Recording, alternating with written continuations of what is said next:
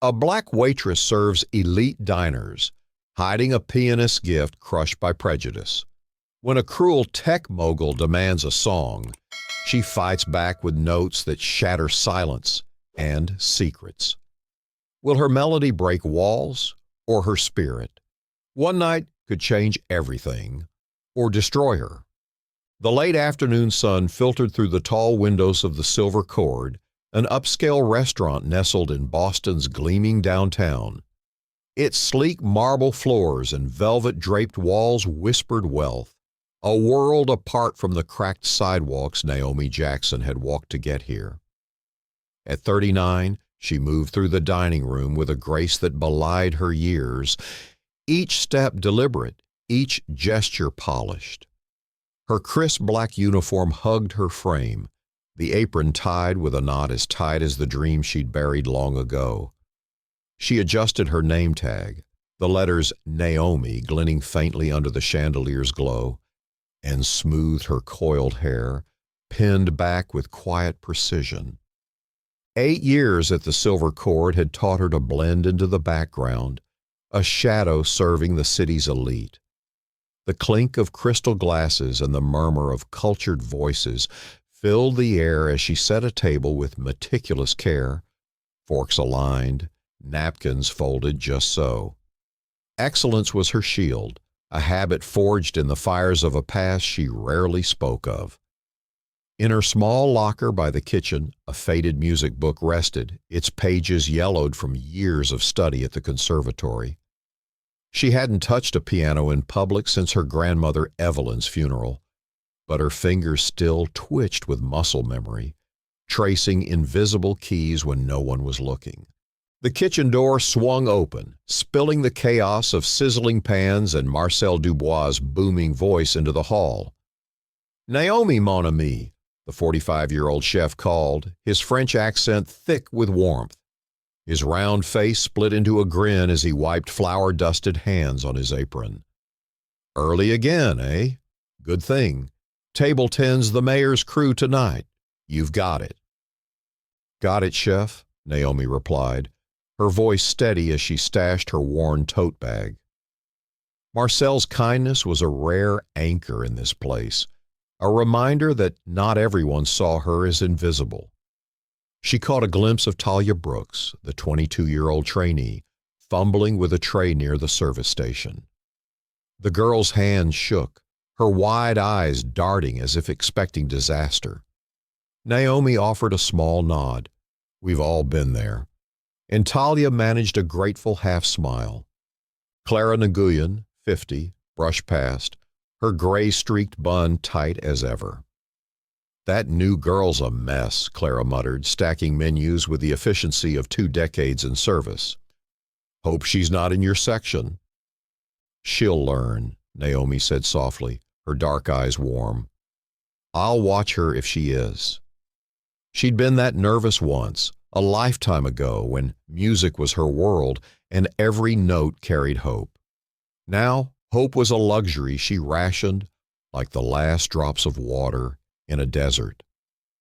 As the clock ticked toward 6 p.m., the first guest trickled in, suits and silk, power in every handshake.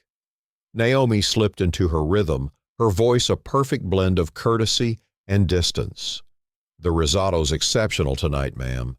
Chef's saffron infusion is divine." An older woman smiled. Her husband didn't look up. Naomi was used to it, seen and unseen all at once. Between tables, she caught Clara griping about her arthritic knees and Talia whispering about a college exam. Life moved around her, and she moved through it, a quiet current beneath the surface. In her apartment that morning, she'd run scales on an imaginary keyboard, her grandmother's words echoing, "Child, God gave you those hands to play, not to hide. Keep 'em ready, even if the world ain't." Evelyn Jackson had been her rock, a pianist who'd scrub floors to pay for Naomi's lessons. At 78, she died with music on her lips, leaving Naomi a legacy of courage and a pile of bills that forced her to trade concert halls for serving trays.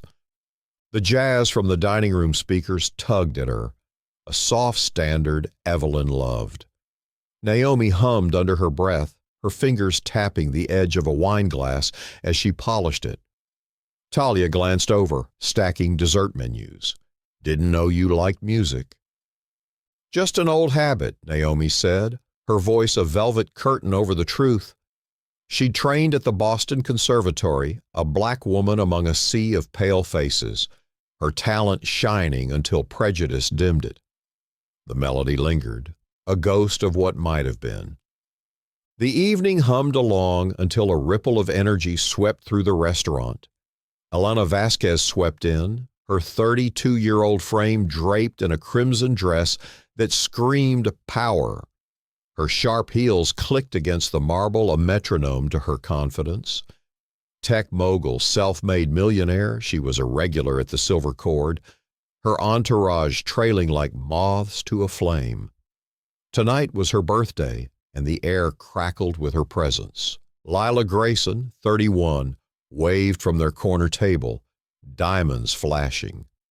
"Elena, darling, you're late. We've got the sommelier sweating already." The group laughed, too loud, too bright, drawing stares from quieter patrons. Naomi approached, tray steady, her face a mask of professionalism. "Another bottle of the '09 Bordeaux," Elena ordered, barely glancing up from her phone. Her manicured nails tapped the screen, a staccato of impatience. "And make it quick." "Of course, ma'am," Naomi replied, her tone smooth as glass. She turned to fetch it, but Lila's voice cut through. "God, Elena, remember last year when you made that bartender juggle? Priceless." Elena's laugh was sharp, a blade wrapped in silk. "He claimed he went to circus school. I was just testing him." Her hazel eyes flicked to Naomi as she returned with the wine, pouring with precision. That glint, dangerous, predatory, settled on her. "You know what'd make this birthday perfect," Elena said, her voice syrupy with malice. "A little entertainment." She leaned back, crossing her legs. "You must know some songs, something soulful, maybe?" The table hushed. Naomi's hand paused mid-pour, the bottle steady despite the storm brewing inside. "I'm just here to serve, ma'am," she said, meeting Elena's gaze with quiet defiance. "I could ask the pianist to play for you." Elena's grip shot out, catching Naomi's wrist. "Oh, come on, don't be shy. I bet you've got a voice, or maybe those hands can play. All your people can, right?" Her smile was a taunt, her words a match struck in dry grass. The restaurant stilled. A gasp rippled from a nearby table. Marcel peeked from the kitchen, his face darkening. Clara tensed, ready to step in. Naomi felt the weight of every eye, judging, waiting. Her rent loomed, her pride a thin thread. But Evelyn's voice whispered, "Some things are worth more than money, child." "It's my birthday," Elena pressed, standing now, swaying slightly. "I'm your best customer. Sing or play. Make me happy." Her tone carried a threat, her privilege a club she swung without care. Naomi straightened, her wrist slipping free. "Miss Vasquez," she said, voice low and steel-clad, "I'm not your entertainment." Elena's eyes narrowed. "Ladies and gentlemen," she announced, turning to the room, "our waitress is going to perform. Let's give her a warm welcome." Nervous laughter sputtered from her table, but the silence beyond was suffocating. Naomi saw the years flash by. Scholarships lost to budget cuts, auditions canceled with vague excuses, the conservatory's polite rejections.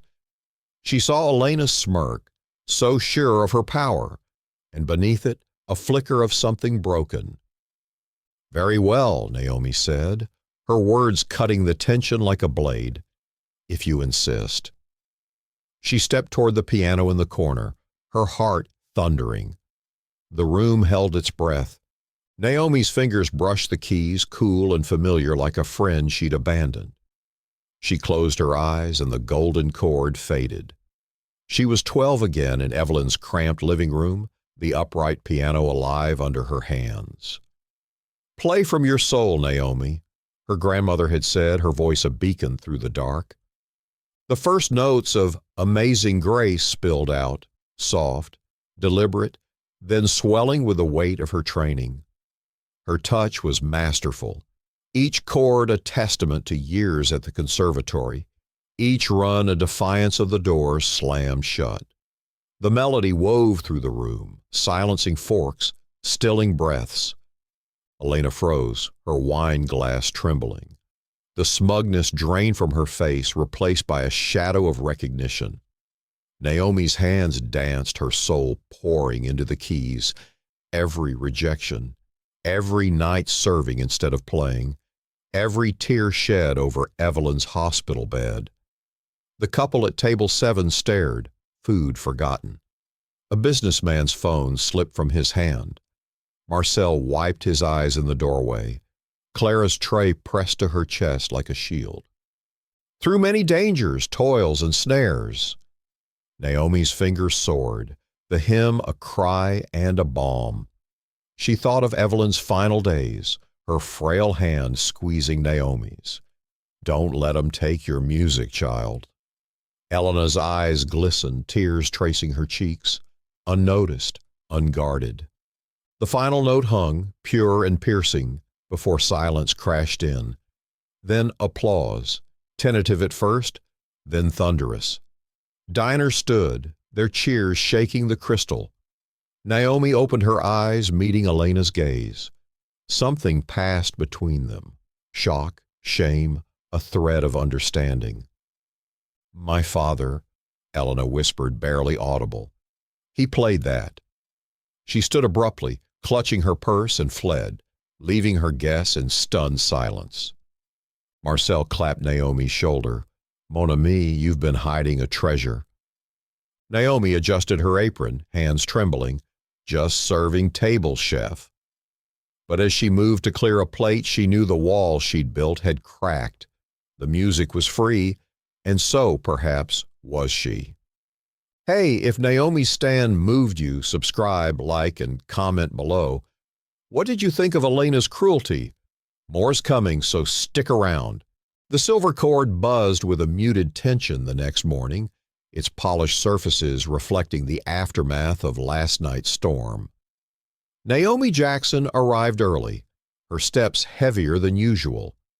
At 39, she carried the weight of a sleepless night, her fingers still tingling from the piano keys, her mind replaying Elena Vasquez's tear-streaked exit.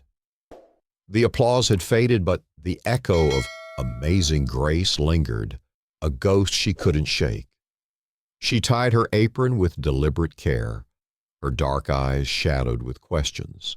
What had she unleashed?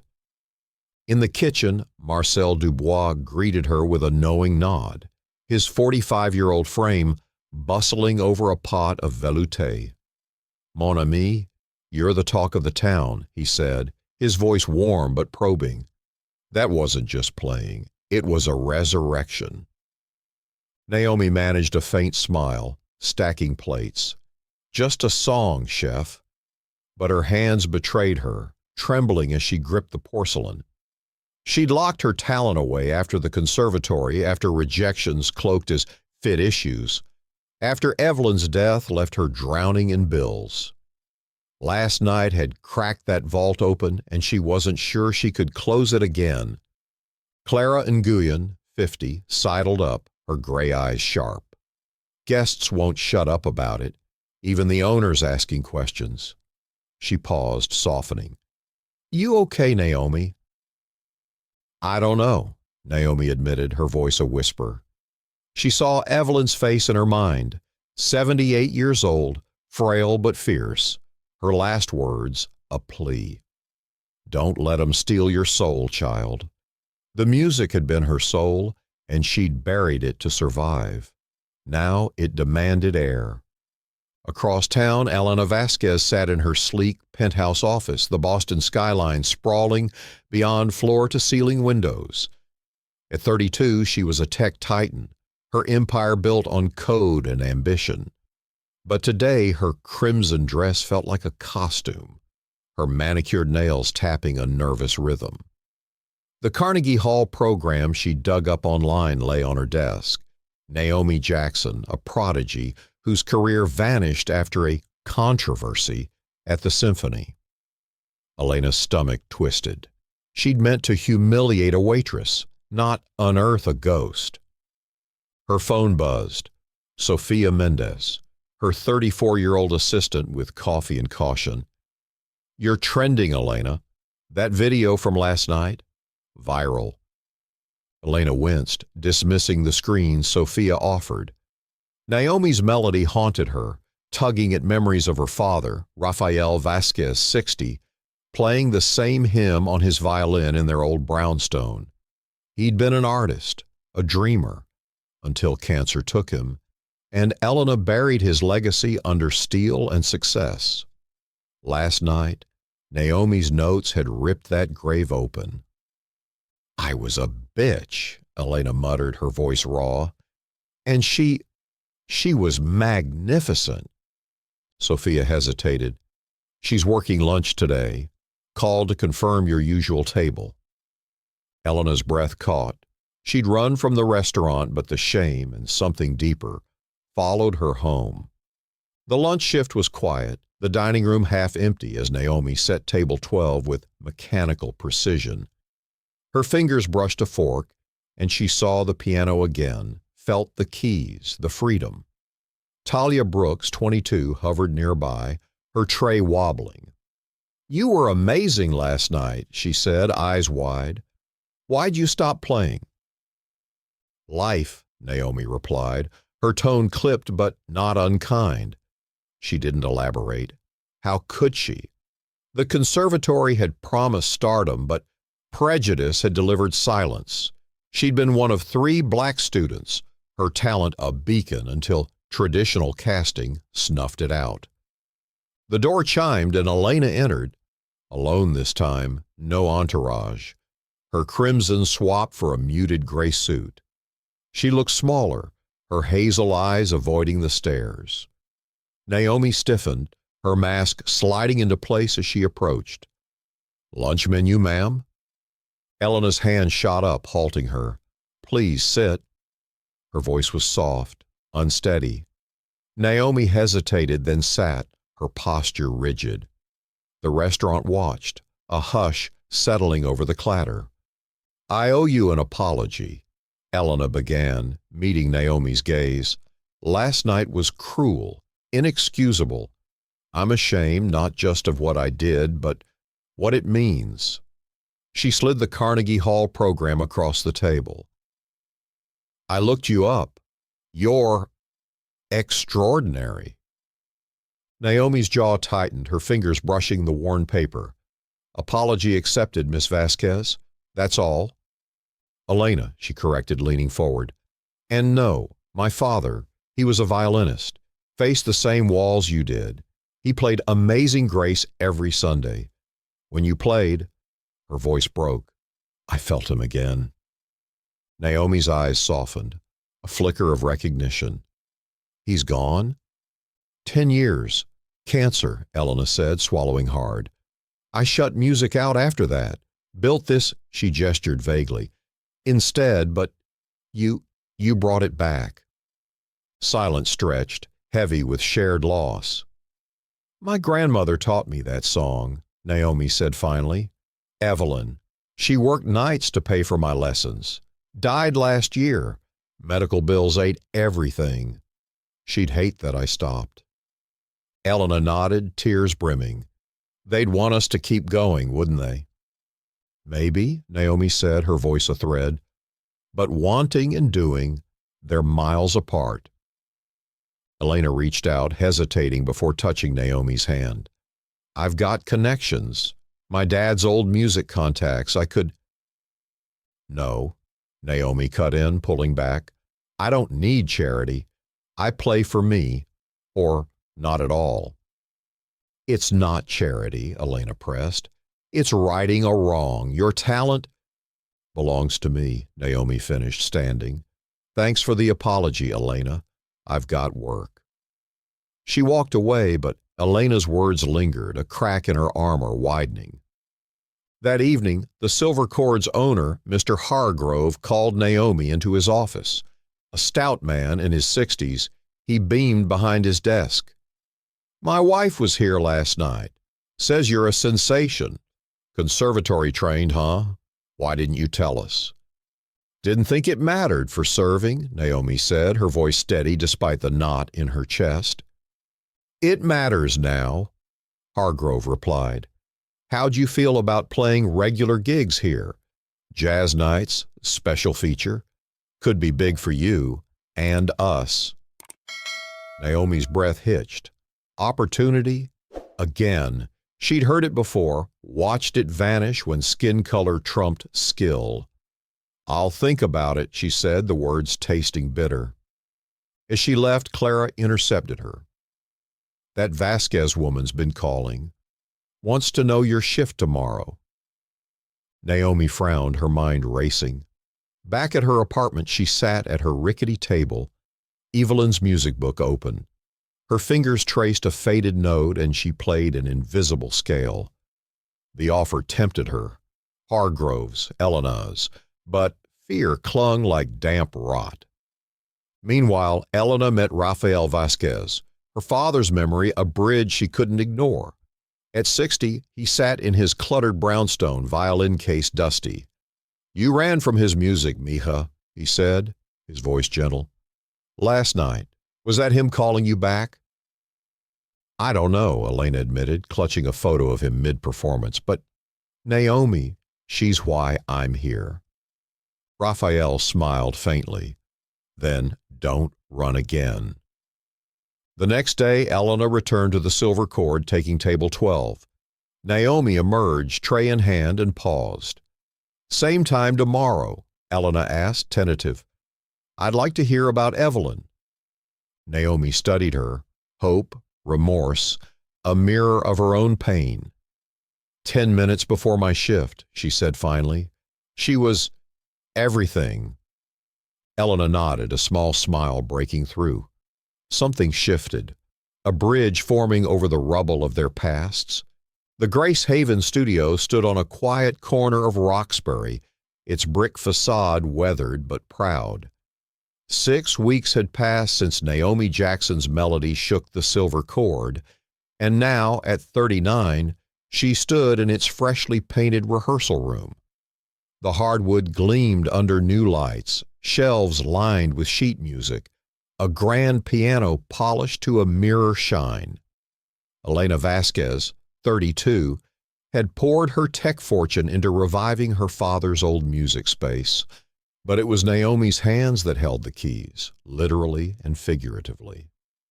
She'd resisted at first, Hargrove's gig offer echoing empty promises of her past.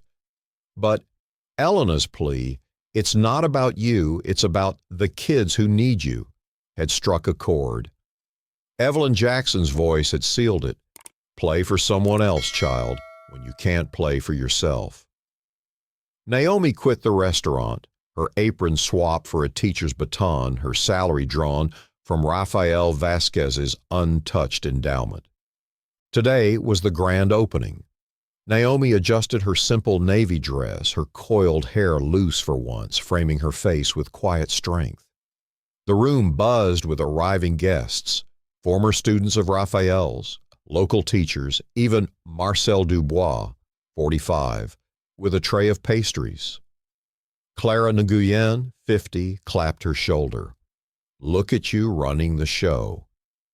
"It's not my show," Naomi said, her voice steady. "It's theirs." She nodded to the kids trickling in, teens from Dorchester, Roxbury, Mattapan, carrying violins, flutes, dreams. Elena approached, her gray suit understated, her hazel eyes bright. "Everything's set," she said, gesturing to the crowd. "My dad's here. Wanted to see this." Rafael Vasquez, 60, leaned on a cane nearby, his violin case at his feet. Their reconciliation had been slow, built on shared grief and this studio's rebirth. Naomi glanced at the piano, her fingers itching. "You sure about me leading this?" "Positive," Elena replied. "You're the voice it needs."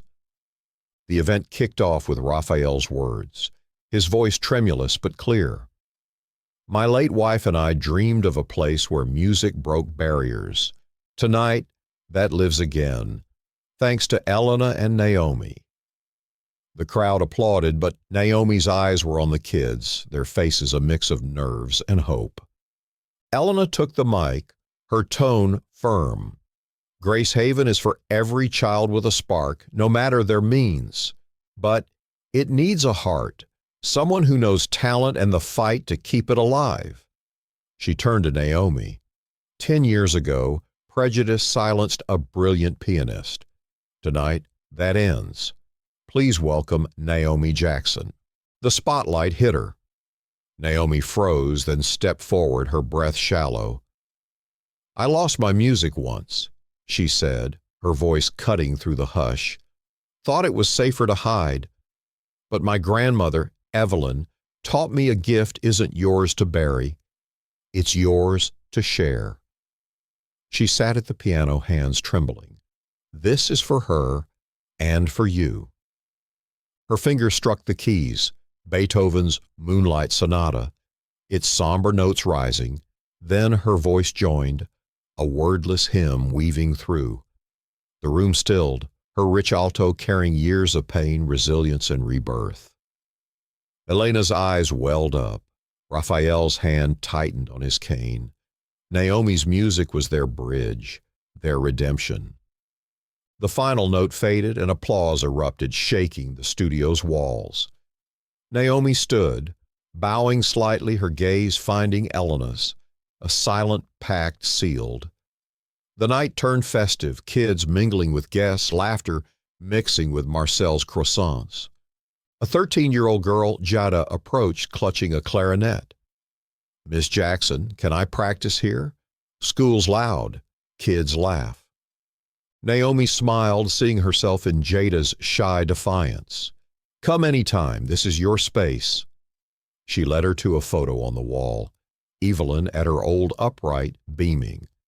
"She taught me to play through the noise. We'll do it together."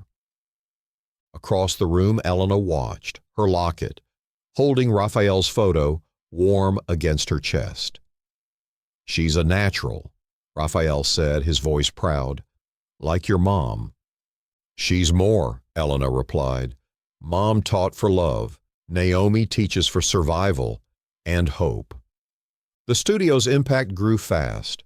Within a year, Grace Haven hummed daily, scales clashing, arpeggios soaring.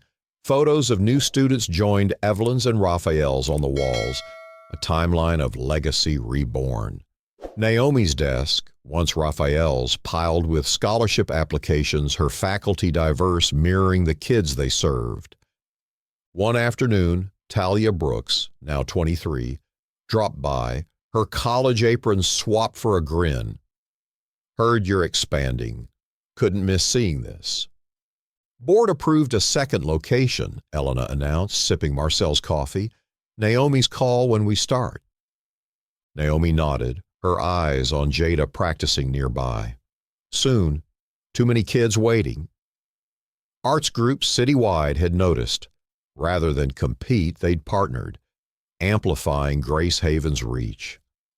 The late sun slanted through Grace Haven's windows, catching the gold letters, "Where music knows no barriers." Naomi sat at the piano, Jada beside her, their duet a clumsy, beautiful chaos. Elena joined them, settling into a chair, her tech empire a distant hum. "Your mom's here," she said softly, feeling Raphael's presence in the notes. "And Evelyn," Naomi added, her finger steady. "It's us now." A boy, Malik, rushed in, son of Lila Grayson, 31, once Elena's shallow friend.